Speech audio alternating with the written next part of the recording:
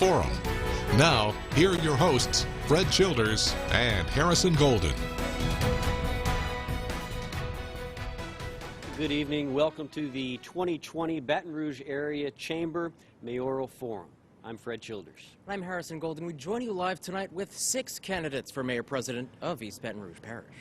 Now, we'll tailor tonight's conversation to the election platform of the Baton Rouge Area Chamber, which was publicly released more than a month ago and is available on the BRAC website. It charges candidates to take on economic recovery, improve quality of life in the parish, and prioritize job growth, especially on the heels of what has become a tumultuous 2020. Of course, and before introducing the candidates, though, we want to thank the East Baton Rouge Parish Library for hosting us in this beautiful new downtown River Center Library branch. Now, we remind you this forum is also being broadcast on TV, online, and on radio, and a recording of this will be available after the event. All right, let's introduce you to these fine candidates, starting from my right to my left, starting with Republican Matt Watson, who currently serves on East Baton Rouge's Metro Council representing District 11. And next, we have Democrat Miss C. Denise Marcel, who currently serves in the Louisiana House of Representatives for District 61. Next, Republican Mr. Steve Carter, who spent 12 years in the State House of Representatives serving District 68. Next, we have Democrat Ms. Sharon Weston Broom, the current Mayor President of East Baton Rouge Parish and the City of Baton Rouge. Next is Independent Mr. E. Eric Gayrard, who currently works as an attorney in Louisiana. And finally, Republican Mr. Jordan Piazza, a business owner and entrepreneur. Welcome. Now, ahead of this forum, we provided the candidates with the rules, but not the questions we will ask them. Now, their candidates will each have 1 minute to answer the questions. We ask them to be as specific as possible given the responses given the allotted time. Candidates will also have a chance to give closing statements, but in the meantime, we ask that they do not interrupt one another during this forum. All right, let's get started. Candidates, our next city parish leadership must change the tenor of politics in the parish. A recent Baton Rouge Area Foundation City Stats survey of the parish showed significant disapproval about the pace of change and progress. In a time of anxiety and economic struggles, elected leaders must seek commonality and make progress at a faster pace. Our first question is for you to lay out a bipartisan 4-year agenda that would work with the Metro Council, something we've never really seen before, to reach solutions where there is common ground. We will let the candidates answer in alphabetical order, so we will begin with you. Ms. Broom, you have 1 minute. Well, first of all, you have to build relationships to establish a bipartisan communication. And actually, communication has to be at the core of any successful collaboration that takes place with the administration, with the council, and with the citizens of our community. So I will build on open communication, which has been one of my pillars, accessibility, but also continuing to make sure that transparency plays a vital role in the relationship between the council as well as the citizens of our community. All right. Thank you, Ms. Broom. Mr. Carter, how do you achieve that bipartisanship? You have 1 minute. Thank you, Fred. That's a great question. When I was in the legislature, we formed what we call the Capital Region Legislative Delegation. I worked with 30 different legislators on 9 parishes. We established priorities. I think that's part of the problem why people have not gotten along on the council along with the mayor lately is I don't think they communicate as well as they should. You know, each district has priorities. They're elected also, and they're running on a platform. We're running on a platform, that is, the mayor is also. So we need to make sure that we sit and communicate and talk. I want to help the council be able to resolve and be successful with their priorities. We have priorities too as those candidates in here. They need to help us work together. So it's all about getting along with each other and communicating and establishing priorities. Thank you, Mr. Carter. Mr. Gayrard, yes. Your bipartisan plan for the next 4 years. Well, it really is not fair yet 1 minute to give out a whole plan. So I would advise people to go to my website, fusetherouge.org. And my whole campaign is about fusing the Rouge, bringing the parish together. It's all about communication, and it's about bringing people, disparate groups together. If you don't talk, you'll never get things done. My biggest platform is education. And education is the key to everything. It's where the tentacles of all of our problems lie. And it's where we can best come together and have some like-minded advances that we can accomplish. And it's called Fund It, Don't Run It. I want to get government out of the business of running education and just funding education.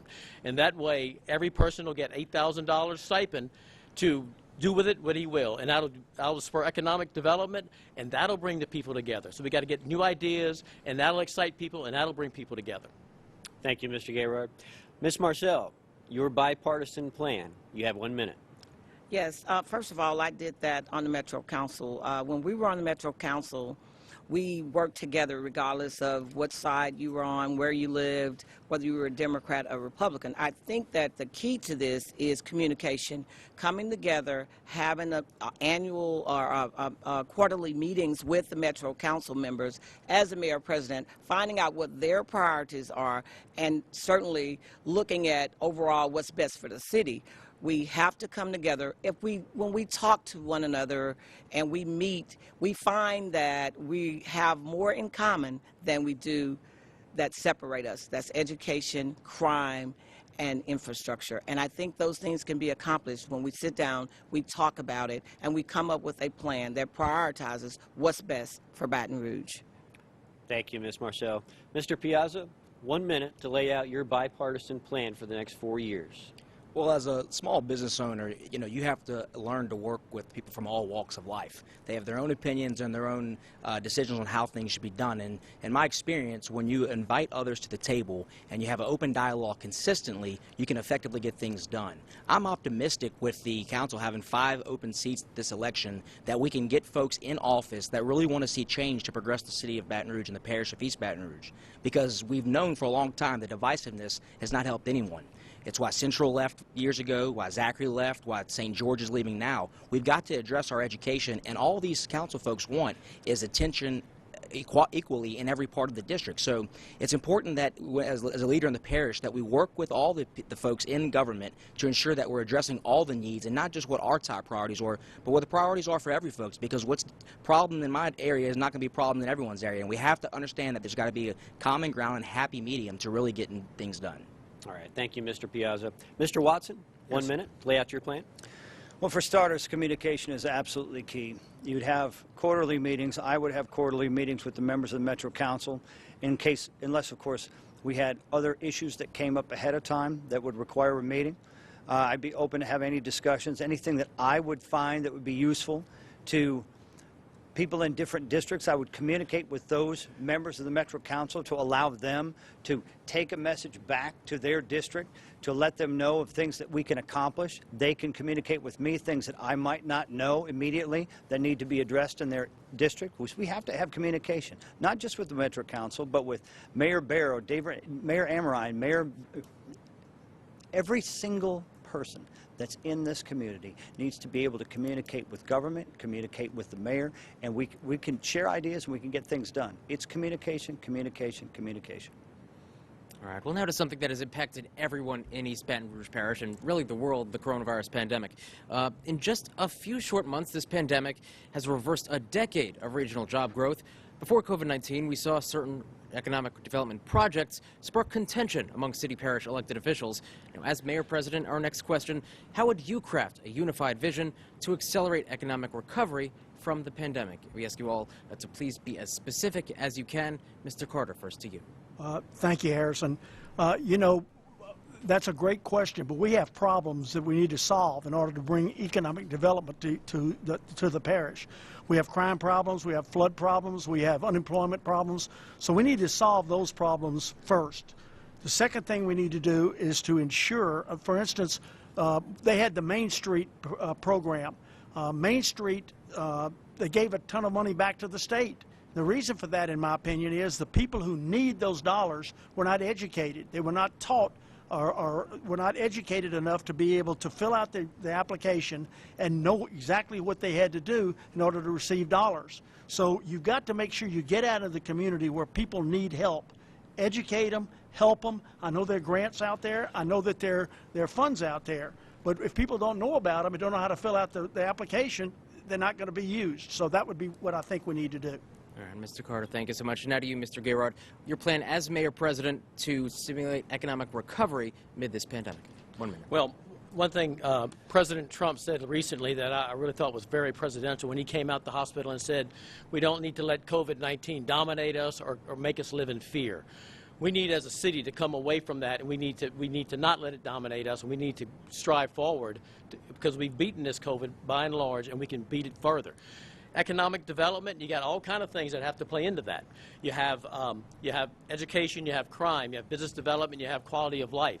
You got to do all those things. You got to lay a foundation before you can start spurring on out-of-the-box ideas to bring in new businesses. Because the thing that a business wants to see is a thriving, vibrant community that has a great base, that has the ability to take the next step forward. So we got to bring all of our groups together. We have to say, what can we do that's different? And what can we do to make Baton Rouge a special city, to make it America's city? All right, Mr. Gayrard, thank you so much. Now to you, Ms. Marcel, your plan as mayor-president for economic recovery amid this pandemic. 1 minute. Well, let's make no mistake about it. Around the country, it's going to be tough because of the pandemic, because of the economy and where it is now and how it has affected small businesses. The first thing I believe that we need to do is do wise spending. And so when we do that, we have to lift up the small businesses. What I'm told is that small businesses represent about 90-something% of businesses overall. And so when we lift up those small businesses, I think the economy can return. But when you talk about lifting up small businesses, then you lift up people. And when you lift up people, you lift up your economy. And certainly small businesses have to be given some type of incentives during these times because they have gone through quite a bit during the pandemic. All right, Ms. Marcel, thanks so much for your time. Now to you, Mr. Piazza, your plans for economic recovery amid this pandemic. Well, as a small business owner, I can tell you personally that this COVID-19 pandemic has presented a lot of challenges as a business owner. I've had to lay off our staff and we've had to rehire them, and it's challenging and troublesome. But I have to disagree with Mr. Carter that a lack of education of these programs is not the reason on why these businesses are not bouncing back. It's the restrictions in government, and we must restrict these governments and shift the responsibilities to the individuals because there is a way to open our economy and protect the vulnerable and the elderly, and we've seen it happen worldwide. We can do it, but shuttering our businesses is not the answer to solving this problem. We've learned during COVID-19 that our economy is fragile. We have to diversify our economy. We have to aggressively recruit folks to come. But in order to do that, we have to let the people know that the responsibility is not going to be on the business owners, because the reality is, while these grants are great, it's simply not enough to help these businesses survive. We have to open our economy. We have to get government out of business and let the business owners work to have a great economy, because big government is not effective for anyone.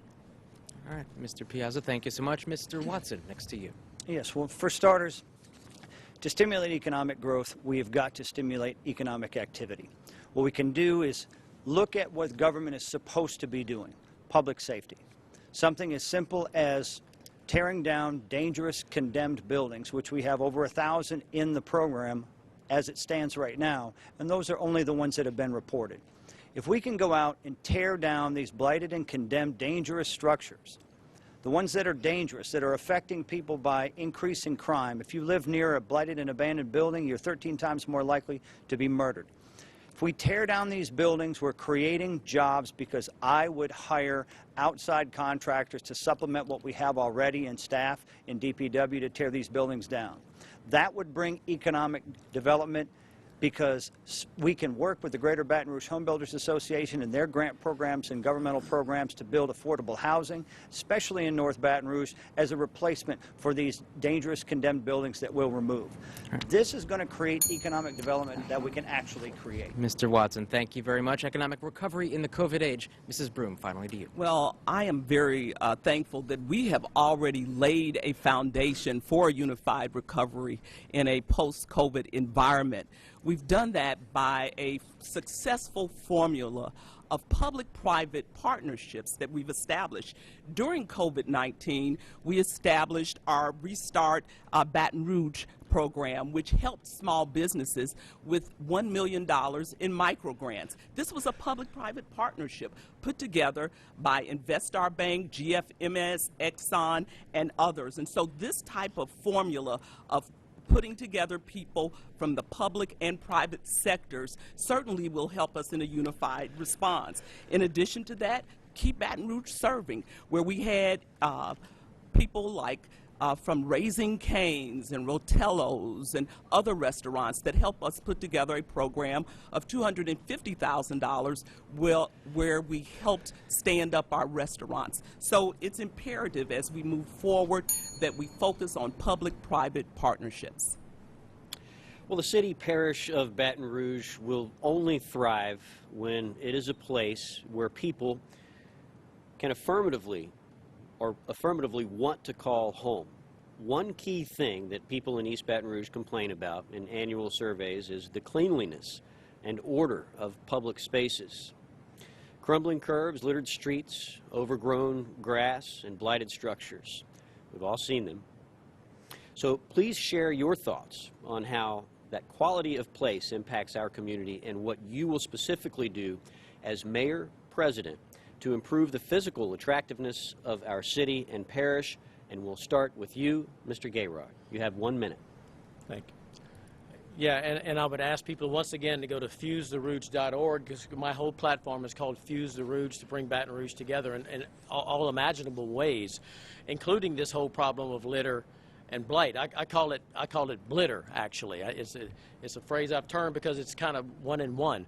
But it has become, and I'm not certain why, but it has become a very unkept city. It's become a very trash-laden city, and it's getting worse. And so we need to really impress upon DPW and the people who are tasked with this to get out, but we also have to enlist, since we're so far behind the curve, we have to get the community involved. We have to get people to adopt areas of town to get it cleaned up, to get it pristine, because until we get this city pristine, we cannot progress to the next level, because it's an imagery, and it's metaphorically important to all of us to have a clean city to take the next step forward.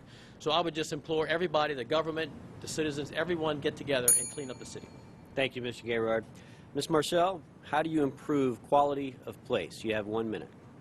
Well, when you talk about quality of place and you talk about the blight that is in our city, certainly we just can't tear down buildings.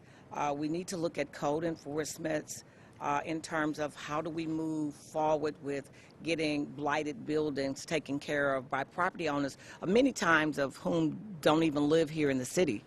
That's one of the things that we have to look at. But certainly there's a community effort that has to be put into that. And certainly there's finally a lot of buildings that we need to find use for that community, such as 1701 Main Street, where the Council on Aging is now in a building that they were talking about tearing down when I was on the Metro Council. But we found a use for that building, and the same with the fire station. We're doing an intergenerational center. You've got to find usages for these buildings, be innovative in your thinking, and transform that into the community, and that eliminates blight. Thank you, Ms. Marceau. Mr. Piazza? Well, you know, we have a $1 billion budget in the parish of East Baton Rouge, and of that budget, we allocate $1.3 million specifically to beautification, which is simply not enough. Any business owner can tell you that if you invest such a small amount back into your business, you cannot expect great results. Additionally, between the council and the mayor-president's office, they have about another $2.5 to $3 million for blight programs that they separately combat. Point being is we have to allocate more funding to really addressing the problem. I disagree with Mr. Watson. Tearing down buildings is not going to be the solution. He mentioned if you build it, they'll come. Maison Blanc on Florida Boulevard is a great example that if you build it, they do not come. That's been for sale for 5 years now, and it's changed hands numerous times. We have to stop being small-minded and think bigger picture, and we have to allocate the proper funding with private partnerships to ensure we're addressing these problems. Anyone that lands at the BTR Metro Airport and drives from there all the way through Baton Rouge, you don't see anything beautiful. It used to be the lakes, but now that's not even existent. And the reason we have that is because we have too much bureaucracy and their hands in it, and we got to get the hands out and change the mentality. Mr. Watson, how do you improve quality of place?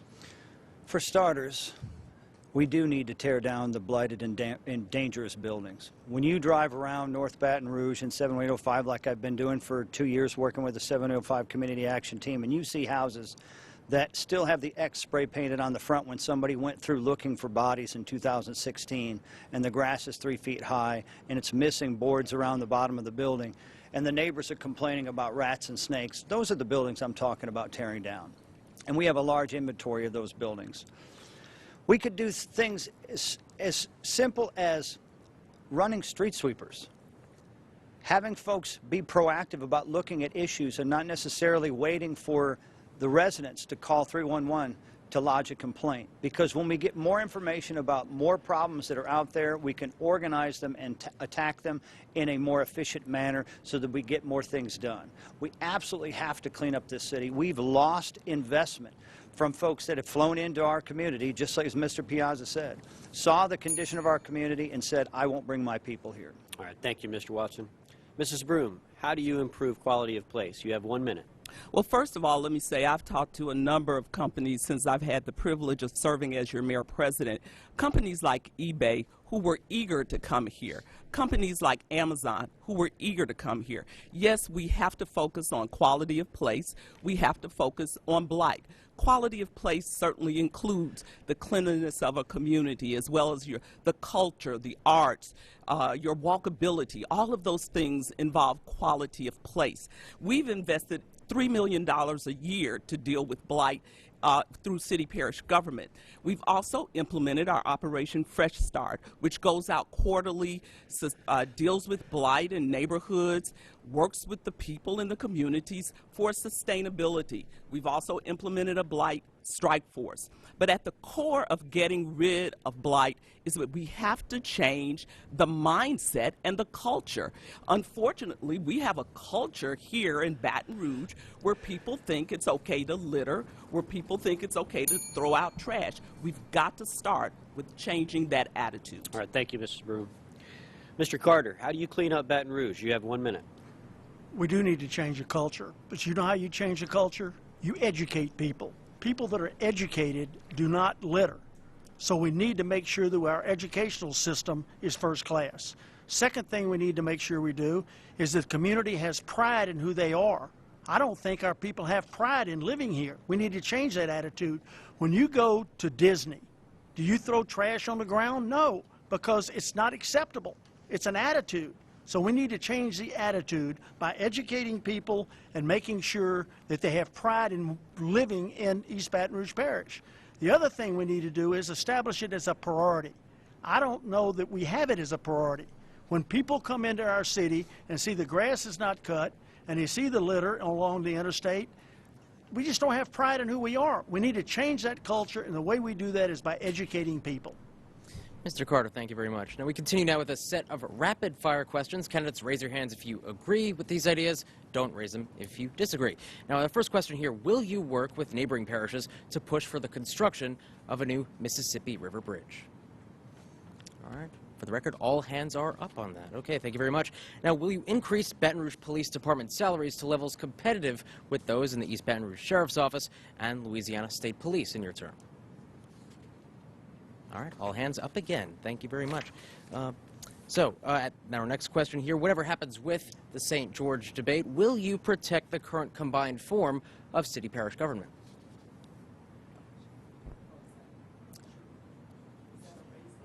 Yes. Question again, I'm sorry. Sure thing. So whatever happens with St. George, again, raise your hand if you agree, whatever happens with St. George, will you protect the current combined form of city-parish government? Okay, thank you very much. Now, finally, will you implement the pedestrian bike master plan adopted by the city parish? Okay, all hands up again. Thank you very much. That will conclude our rapid-fire section. All right, yes, that does conclude this portion of the 2020 BRAC Mayoral Forum. We're going to take a quick break. When we come back, we'll have more questions for these candidates, including a question about North Baton Rouge. Stay with us. We'll be right back.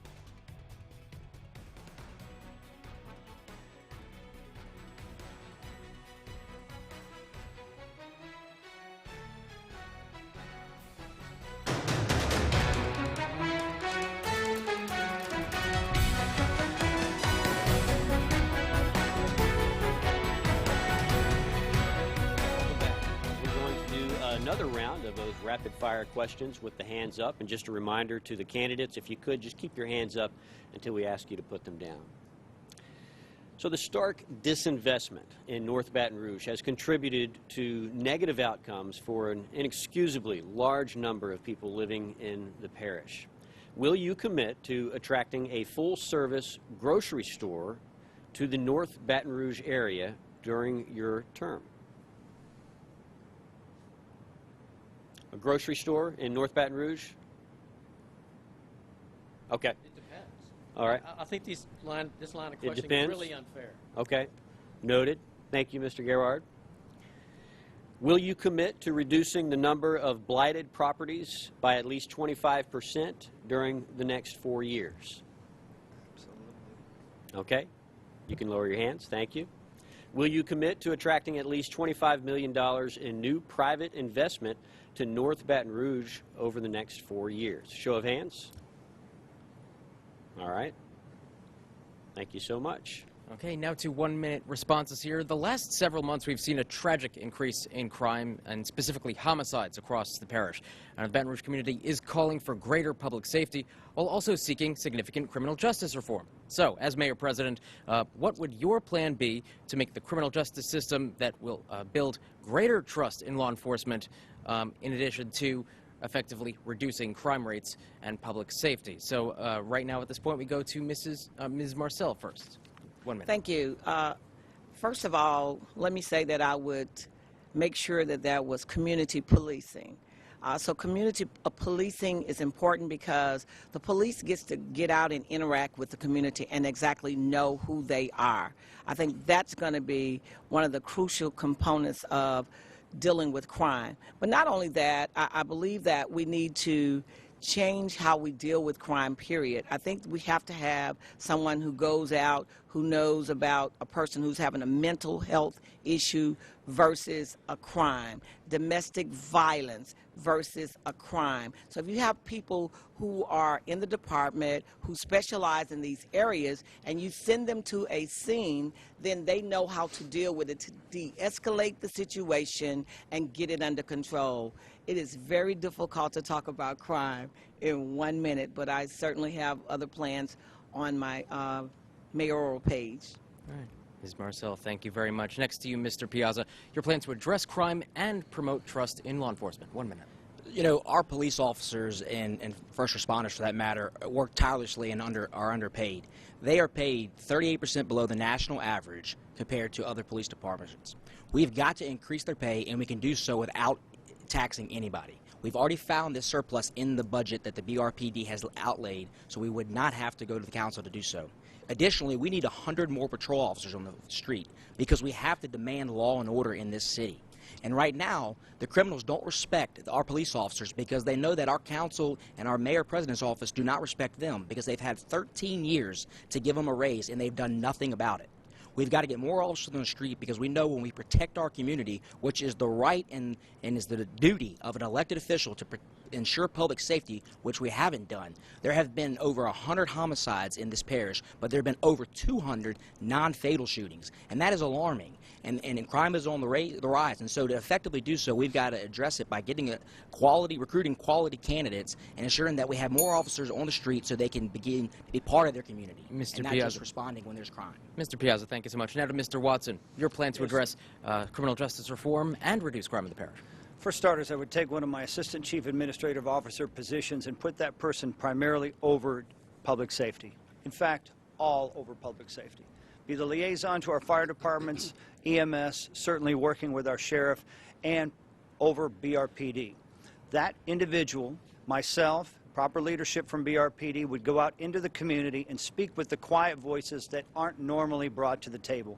Go out to community meetings in churches, community centers, or anywhere people would want to gather. Talk to them about what they know already, the prevalence of crime in their neighborhood, and professional police best practices in reducing that crime. Communicate about what needs to be done and get buy-in from the community to make those necessary changes so they can live the safe life that I know they want. Our police officers know that I support them. I worked, as soon as I came into council some years ago, I worked on trying to come up with a plan to get them a 23% raise. We had some council members that seemingly didn't like the police and others that didn't like taxes. So we had to delete that item. But I would push for raise to get the police officers we need. Yes, Mr. Watson, thank you so much. Mrs. Broom, 1 minute. Well, certainly closing the gap between police and the citizens of our community has been one of my top priorities during the past 4 years as your mayor-president. And we've made significant steps towards doing that with our community policing, but also with our policies around use of force, de-escalation, that are now part of the fabric of BRPD. But in addition to that, we've also implemented programs and worked with programs such as the Criminal Justice Coordinating Council, which is helping strategically make a path forward to addressing criminal justice reform and closing the gap there. That's one of the reasons why we have a decrease in our prison population at this time. As we know, the Bridge Center will be open before the end of this year. That will be a mental health stabilization center, which will also help address the issues surrounding crime. And last but not least, we will be implementing very soon our Safe, Hopeful, and Healthy Communities initiative. Mrs. Broom, thank you very much. Now to you, Mr. Carter, crime and criminal justice reform. Your plan for both. Thank you.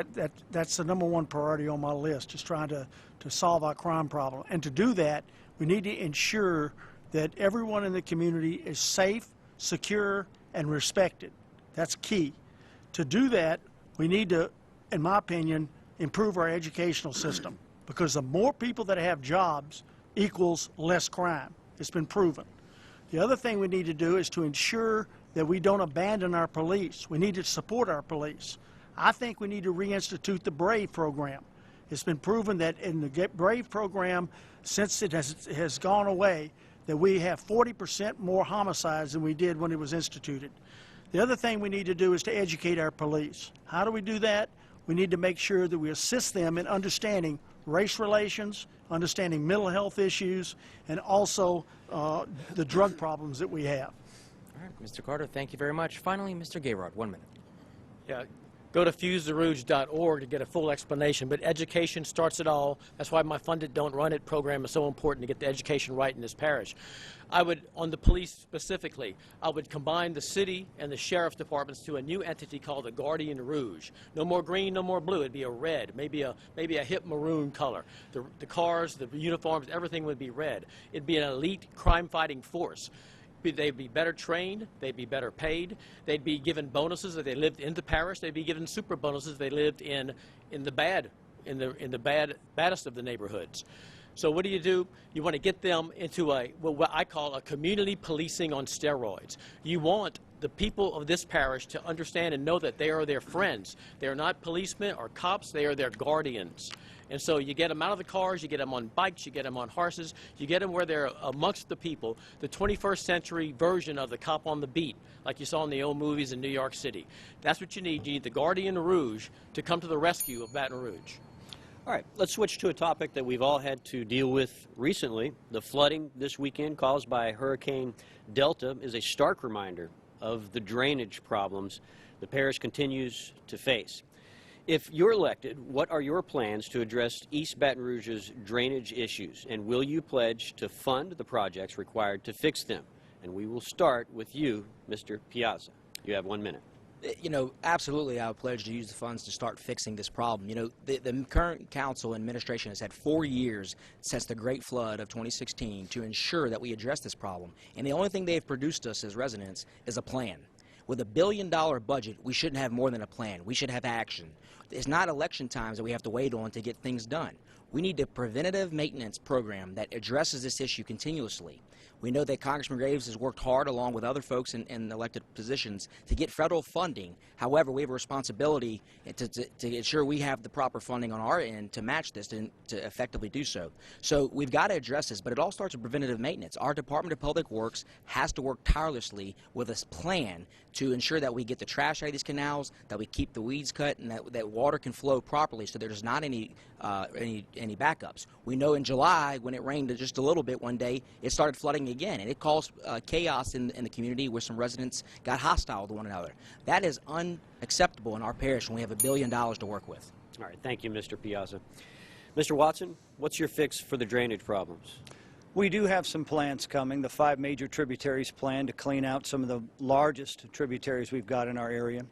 We also have smaller areas, Clay Cup Bayou, for example. Areas that should get regular maintenance, as Mr. Piazza just said.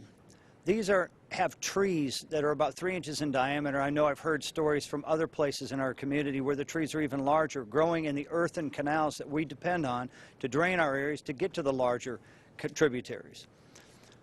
We're doing studies now on the 5 major tributaries, but we can be doing work while the studies are going on, and that's not happening. That's one of the reasons why I'm running for mayor president, because as a council person, as a member of the legislative branch, I get to be put in a position to vote on projects that are brought forth by the executive branch and that need to be executed by the executive branch.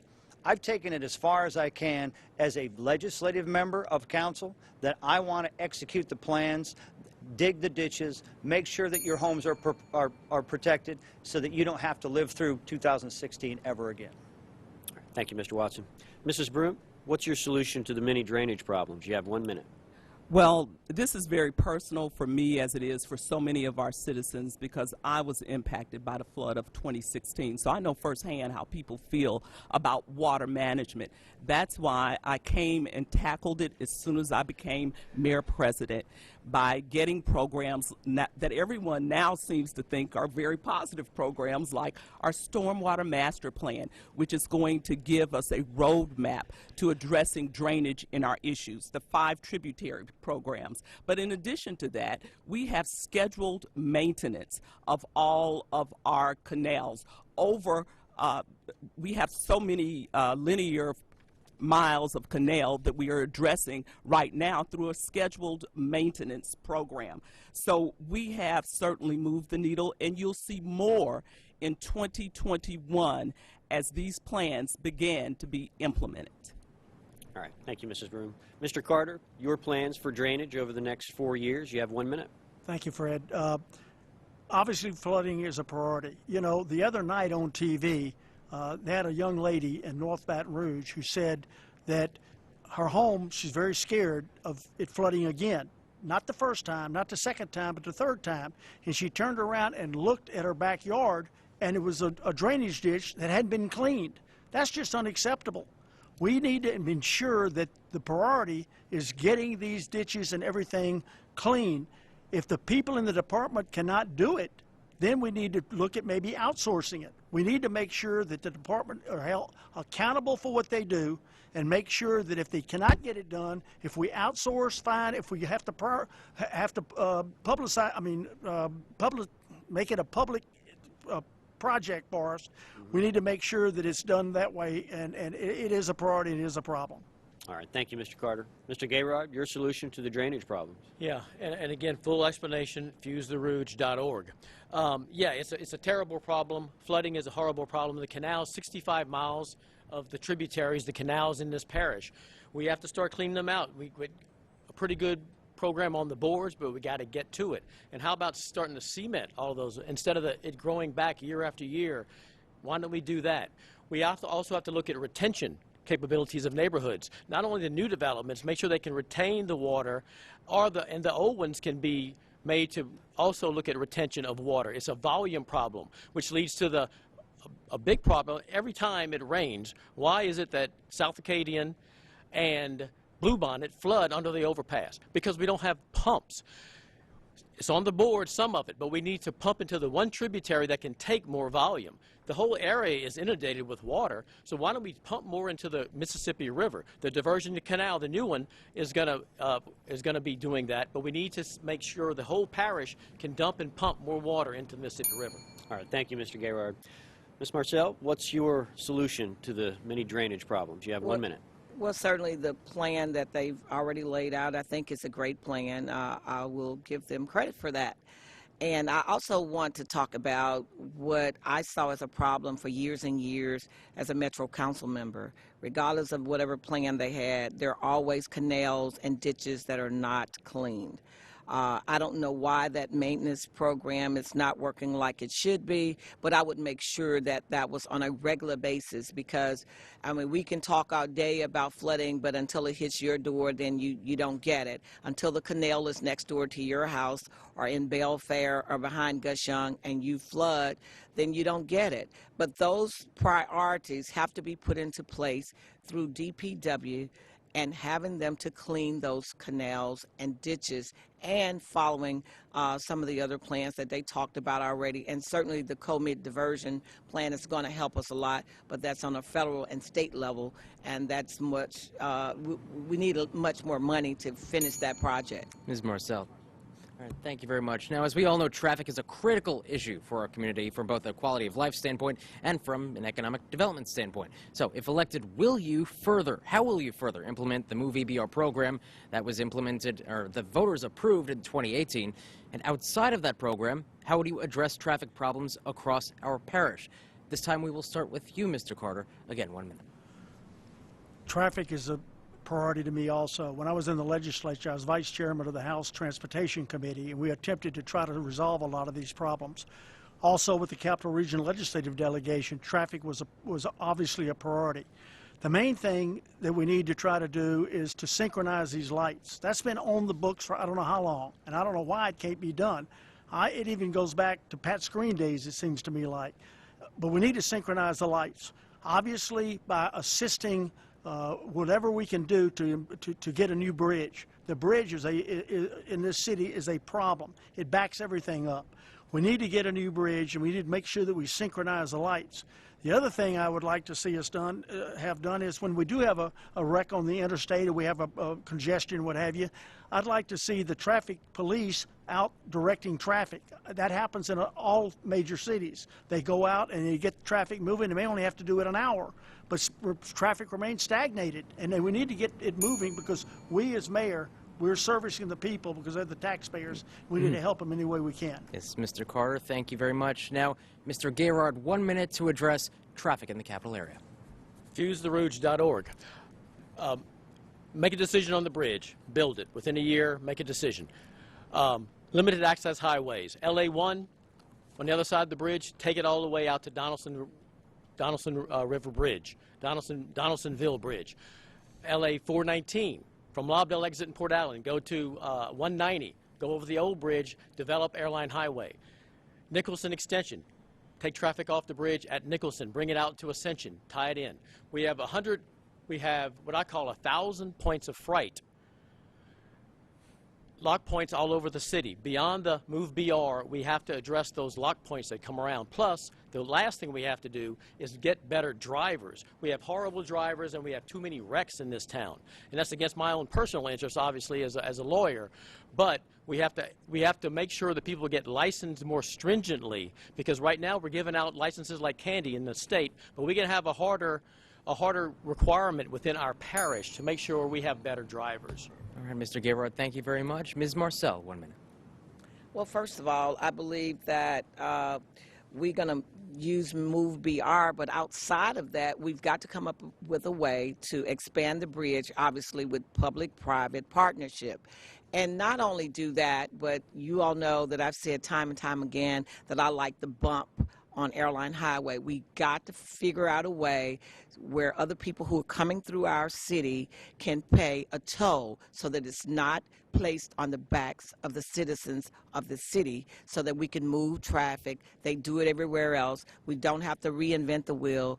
We can do it here, but we've got to do that. But not only that, bus rapid transit is something that we approved 10 years ago, but we've done absolutely nothing with it. We need to take bus rapid transit from LSU down to downtown and then on down Florida Boulevard and alleviate some of the congestion that we have. And we're, I think, number 13 in the nation for traffic congestion. We've got to change that. Ms. Marcel, thank you very much. Traffic in the parish, Mr. Piazza. While the Move BR program is a start, it's a tax, and we can't celebrate having to tax our taxpayers in the city in order to get our roads the way they need to be. We simply didn't put the infrastructure in place when we should have. We've known for a long time that the parish was going to move and continue to grow, and we didn't get ahead of it. We have to build a new bridge, and we can do so without taxing any of our residents. We can do public-private partnerships that can pay for this by tolling. The people in Texas all the way to Florida do this all the time, and many of us that travel there see this and pay for it. And there's a way to do it that we won't incur the cost as residents of this parish. We're also going to have to build a loop, because while it's nice to have paved roads, that's only getting us to the traffic jam quicker. We've got to address the real problem, because over this last 4 years of the budget increasing to $1 billion, the residents decreased by 6,000 people. And we know that while there are many people in the surrounding area, about 75% of them are traveling into the city to work, which is causing a lot of traffic jam. So we've got to effectively address this when putting better infrastructure and using private dollars to get this done, because we shouldn't have to do it as taxpayers. Mr. Piazza, thank you very much. Mr. Watson now, 1 minute. Yes. Jim Bernhardt and Mike Wampold worked very hard to get the Movie BR project forward as a sales tax where it had failed as a 5 mil property tax, so that more people who use our roads would be paying, even if you were visiting our city. Movie BR, I would push very aggressively to build smaller projects that have a higher impact on traffic volume, so we can build trust amongst the residents who live here. They can see change. So when we start doing the larger roads, they're going to have headaches, but they're going to keep moving forward, and we'll have the traffic moving. When it comes to building another bridge, this is almost a national defense issue. I would work with the Capital Region Road and Bridge Commission.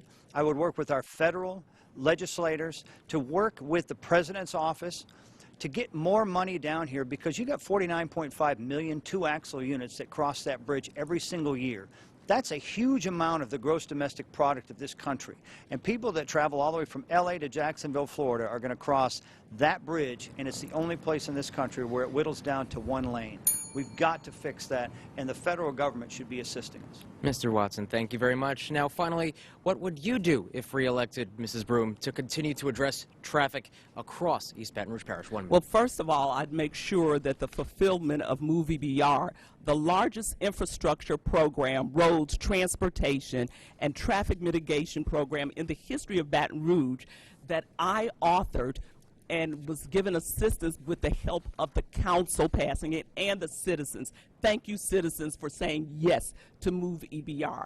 Now, before the end of this year, you know what you're going to see? You're going to see light synchronization, 100 lights synchronized out of the 200 lights that are part of the program. You know what else you're going to see? You're going to see at least 5 projects that have already started that are in the queue of the 70 projects. Then, in my next 4 years as your mayor, we're going to work on some multimodal options to improve traffic mitigation along with what's going to take place with Move EBR. I happen to sit on the Capital Area Bridge District. I support a bridge. I've convened the parish presidents to help work on a process and a formula for a bridge in our region.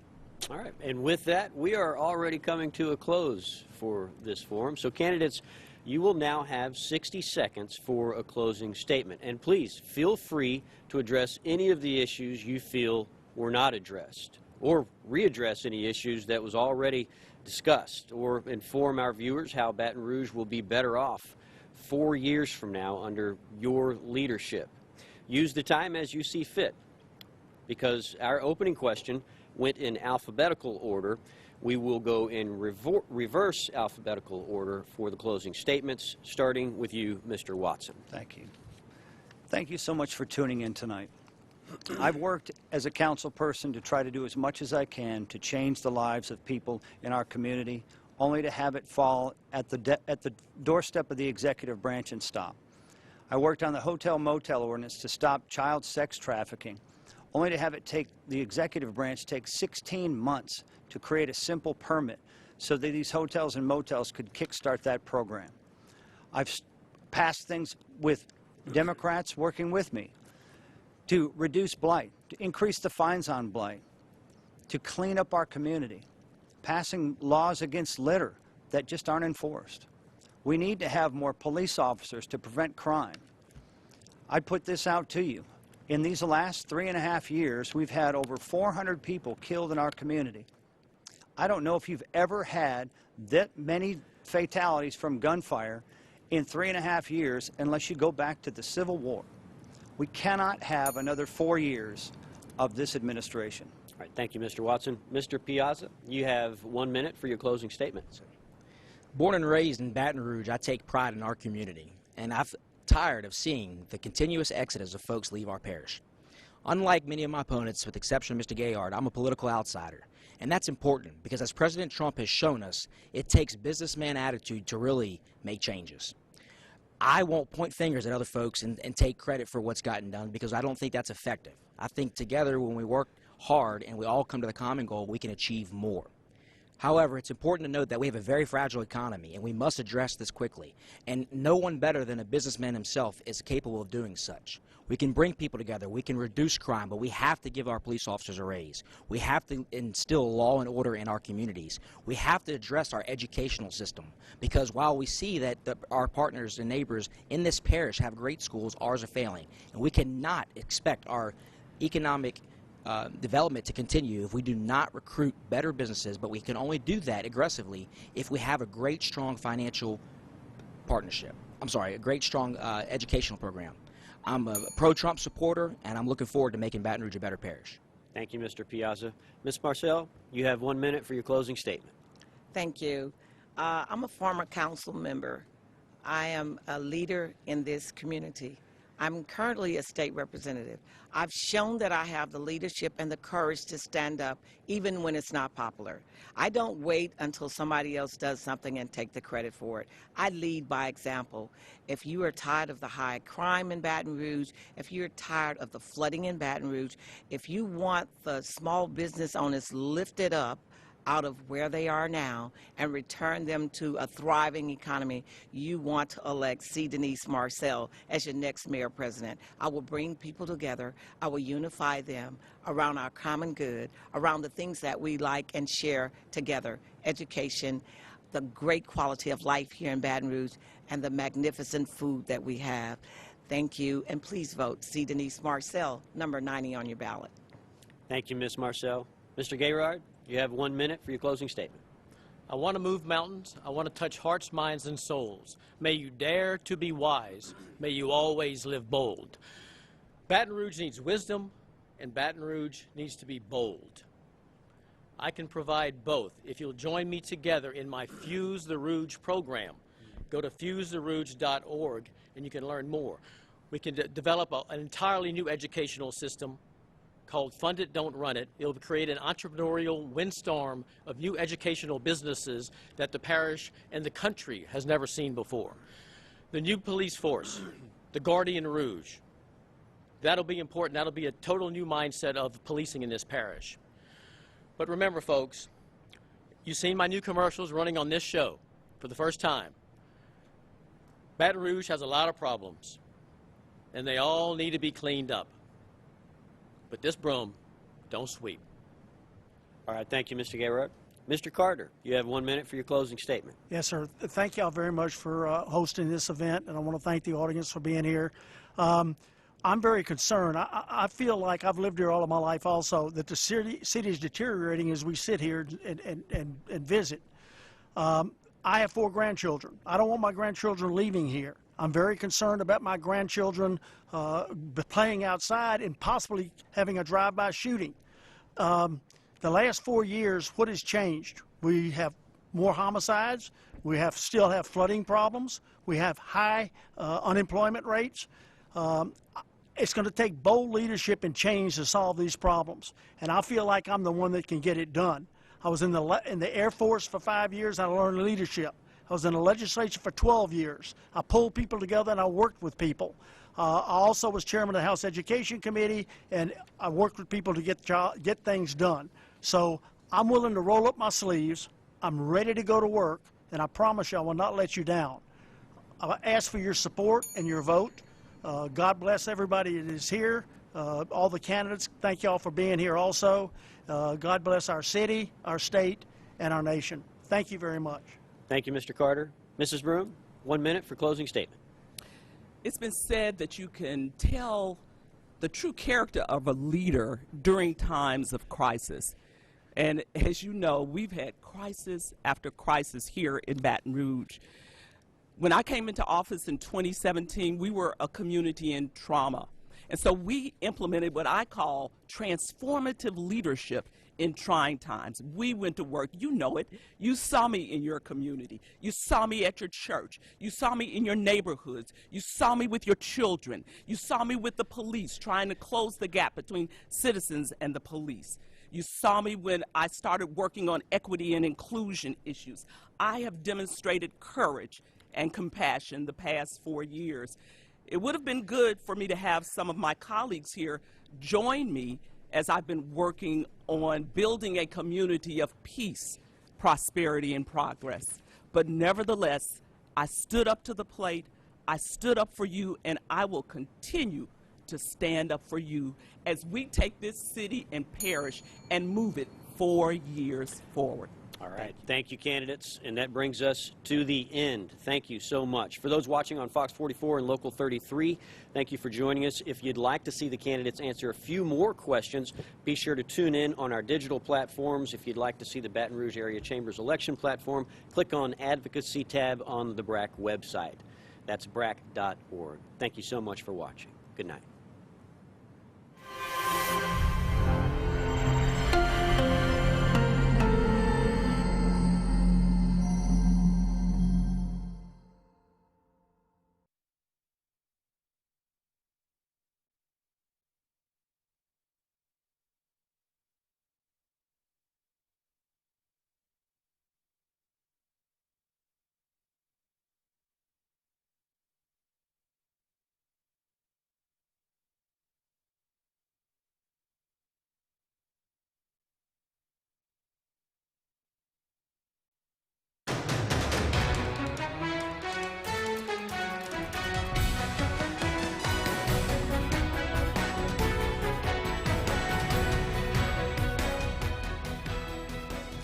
Welcome to what's called the digital rollover portion of the 2020 Baton Rouge Area Chamber Mayoral Forum.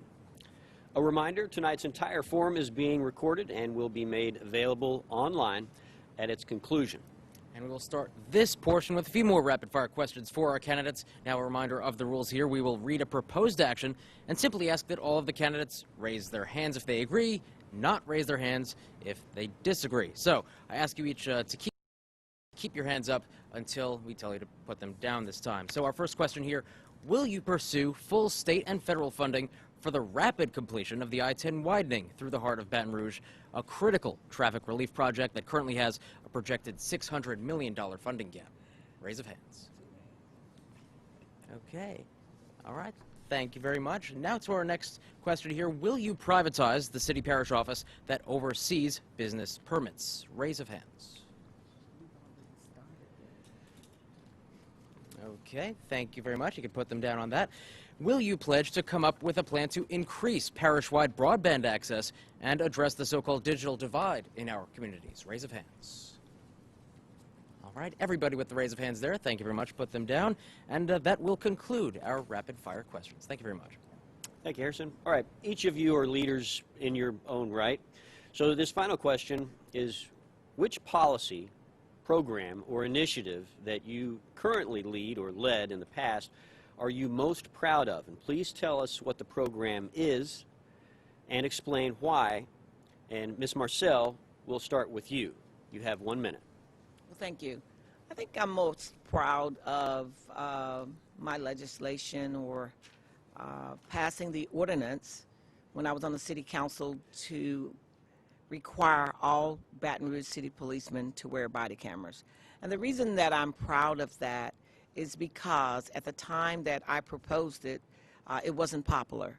But I thought it was important not only for the police, for their protection, but for transparency and for the general public who had trust issues with the police. I think that particular policy, after implemented, has proven to be one of the best things that could have happened to Baton Rouge police and to our community. I think it's shown the transparency in the police department. I think it protects them as well as the citizens, and I was proud to lead and pass that piece of legislation. All right, thank you, Ms. Marcel.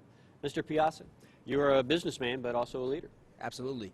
You know, as I've said before, I'm not a currently or formerly elected official, so I can't say that I've had much experience in the field of ensuring policy and passing legislation and anything of that course. However, I am proud because with a $1 billion budget that has been mismanaged by our mayor president and by our council, it's very important that we have bold conservative management to fix these issues.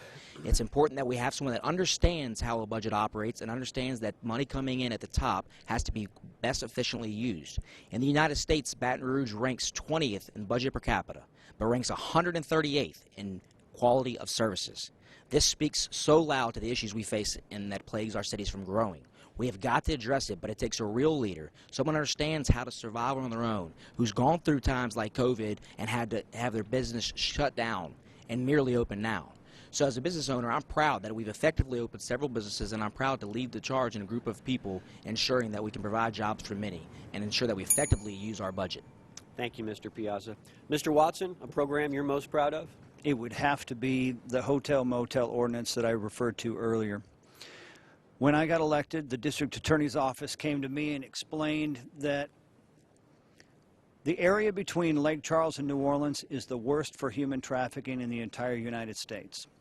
They looked at, that's the district attorney's office brought to me, an ordinance out of Jefferson Parish that looked at hotels and motels being the most prominent place where these types of crimes involving human trafficking, prostitution, and child sex trafficking happen. One thing that the council doesn't know how to do, and one thing the DA doesn't know how to do, is how to run a hotel. So I took that ordinance, the proposed ordinance, to the Hotel Motel Association and worked with them and Councilwoman Erica Green over a year's time so that they could inform how practically that application of this law could work inside a hotel environment so we can stop this terrible enslavement of people in a sex lifestyle. Thank you. Absolutely can't wait for it to get started and really take effect. Thank you, Mr. Watson. Mrs. Broom, a program you're most proud of? I'm certainly most proud of the Move VBR program, the largest infrastructure transportation, roads, and traffic mitigation project in the history of Baton Rouge. And it's especially important as we have this conversation tonight because not only will it help us mitigate traffic and improve our infrastructure, but it will also create jobs. In fact, during this season of COVID-19, we have been able to keep Move EBR in process and on its projected schedule. And so as a result of this, we will see an improved quality of place for the citizens of our community. We will see access for DBEs to participate in one of the largest infrastructure projects in the history of Baton Rouge. But most importantly, this is a legacy that will live on far beyond any of us here on this stage tonight. Thank you, Mrs. Broom. Mr. Carter, a program you're most proud of? Right. Thank you, Fred. I've had a great life. I've done everything I've wanted to do, and the main reason is because I'm educated. So education is the key for me. I had a camp business where I ran 11,000 kids through my tennis camp. I love all kids. So I had an opportunity in the legislature to implement reform. Reform's not easy. It's very difficult. Most people feel comfortable in their comfort zone, and they don't want to get out of their comfort zone. But with the chamber, we worked very hard on education reform. One of the main things that I did was the micromanagement bill that I had. It was very difficult to pass because what happened was that the people on the school board were telling the superintendent who to hire, what to do, and how to do it. We changed that to enable the superintendents to be able to have their own identity, and that the school board members couldn't come to them and tell them who to hire and what to do. So there are an awful lot of reforms that I tried to do. Some I failed, some were successful, but mainly education reform is what I'm most proud of. All right. Thank you, Mr. Carter. Mr. Gayrod, you have 1 minute. I really want to state my objection to the organizers for the rapid-fire questions. I think they're absurd, and they're just not subject to yes and no answers sometimes. I'm proud of the business. I built the biggest private business of anyone here. Eight-figure business, $5 million payroll, 70 employees, and so I know how to run a business, and I know I deserve a promotion to the mayor's seat. I don't want to look to the past. I want to look to the future. It's the educational system that's important, which I call the fund it, don't run it. Give every child $8,000 credit stipend to spend where they want on their school of their choice. I want the police to become the Guardian Rouge, combine the city and the sheriff departments. I want us to always think out the box, not only those two programs, but all of my programs. Go to fusetherouge.org, and you'll see that I'm the one candidate here that is most ready to think out the box and do things very differently than what we've seen before. Brings us to the end of the 2020 BRAC Mayoral Forum. Candidates, again, we thank you so much for your time here tonight and your willingness to serve the people of East Baton Rouge Parish. We wish you all the best of luck November 3rd, Election Day. And we would also like to thank the East Baton Rouge Parish Library System for hosting us tonight in this beautiful venue, and they've been wonderful hosts for us and for the candidates as well. A reminder that tonight's forum will be available for viewing online after its conclusion. We also invite you to stick around on brproud.com and the free BR Proud app for a special post-forum show starting in just a few minutes that will include thoughts about tonight's forum and the chance to hear again from each of these candidates. For all the people at BRAC, and for my colleague, Harrison Golden, and for all the hard-working crew here that made tonight's event possible, I'm Fred Childers, wishing you a good night.